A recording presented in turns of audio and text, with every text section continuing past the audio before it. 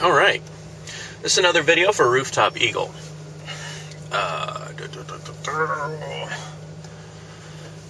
Sorry it took me so long to get here, but I know one of your first and most direct questions involved the Holy Roman Catholic Church and the Knights Templar.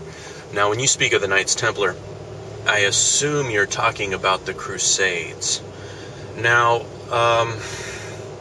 let me address both of those. I don't know which one we should do first here. You trying to cough?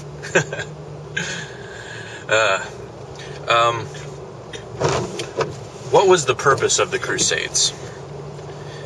Feel free to look into the history of this, but my advice is to go to maybe some of the oldest sources you can possibly find. You know, I would advise you to avoid any sort of modern spin on it and anybody who seems to be just making up stuff out of thin air.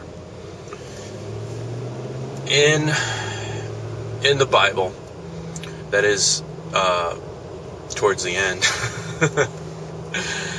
it talks about a new Jerusalem and the reconstruction of the temple, which was destroyed by the Romans shortly after Jesus' death.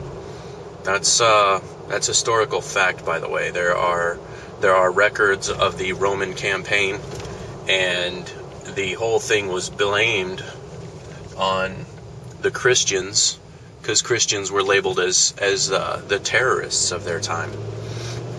They were able to be labeled that through the state. And if you get into, I think it's Jehoshaphat, the Annals of Jehoshaphat, he was a Jewish. The daughter's rattling papers. He was a Jewish historian of the time, and it sort of gives you a historical outside of the Bible perspective on that particular era, which is kind of key, in that there's a lot of things that happened around that time that went on to affect the church later. And you take, let's go ahead and look at the Crusades. At that time, I want to say England was under the Holy Roman Catholic Church. That was the official English religion. Now, anybody who's a truer historian can go ahead and correct me on that. But what do you reckon the mission of the Knights Templar, these people who really did exist, what was their mission? And what was their motivation?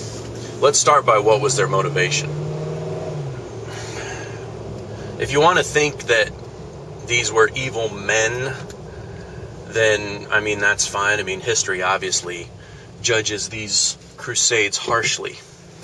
But I see the possibility. Now, keep in mind, this is possibility. There's a possibility that these men were evil. There's also a possibility that these men's motivations were pure and they were misled. Misled by who? Well, we may get into that later on. But their primary mission, one of their primary missions, was to recapture Jerusalem from the Moors. The Moors being the the Muslims? Or the Romans? No, it wasn't the Romans. The Romans were long gone by now, baby. I mean, we're in the, what is that? 12th century was when the Crusades happened? I think there's still Romans around. Anyway, so their mission is to capture Jerusalem and to conceivably rebuild the temple, like be the reign of fire that ushered in the holy New Jerusalem. And it comes down to, again, that current interpretation of the Bible that people go ahead and go along with. You know, the Bible talks about things happening, and people always seem to struggle through history over, okay, well, do things happen on their own, or can they make them happen? Oh, you know what?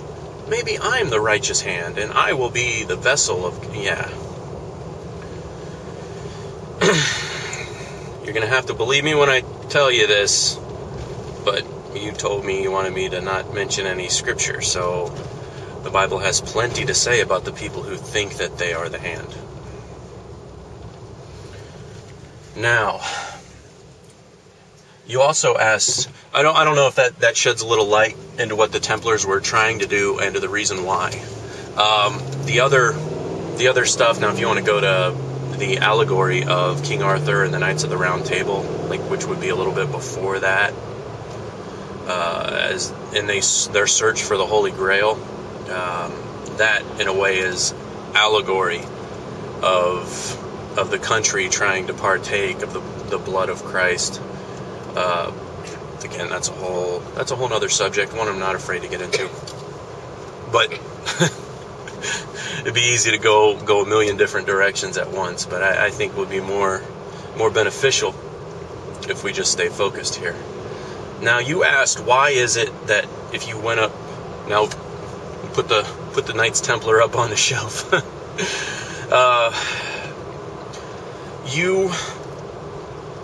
You asked, why is it that if you go up to your preacher, the preacher man, and you ask them a question, some of them avoid it like the plague, and it's almost like their question burns, and you just kind of get this, because I say so, don't go over there. To make a long story short, now, I'm going to get a little biblical on you. If you go to the book of 1 Timothy, and you read through the hierarchy of the church, now Paul is writing to Timothy, who is an evangelist, who was establishing a church, and he was trying to assist Timothy in how to define the structure of the church that he was working to try to establish.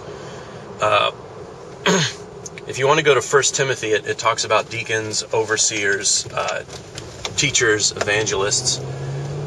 People have different qualifications. Now, here in modern times, and specifically the Protestant faith as it stands today, we don't necessarily have that. You know, we have these deacons, the guys that go around and pass the plate. But now I ask you this: who would be qualified to answer a tough question? You know, one within historical context as it relates to faith. To be a teacher, right? And a pastor would merely be a person who guides, just kind of nudges the flock, as it were. So what do you suppose the guy's qualification is that stands up in front of the group and just talks? You know, is it a deacon up there? Is it an overseer? You know, pastor and preacher is a bit of a generic term that's been sort of picked up by the Protestant faith. So a lot of times when you get that sort of response, the person just isn't qualified necessarily to answer your question, and he's doing what is within his qualifications. That is to kind of nudge you gently back into the fold, so to speak. Right or wrong, it's what he's trying to do. All right, we'll leave it there for now.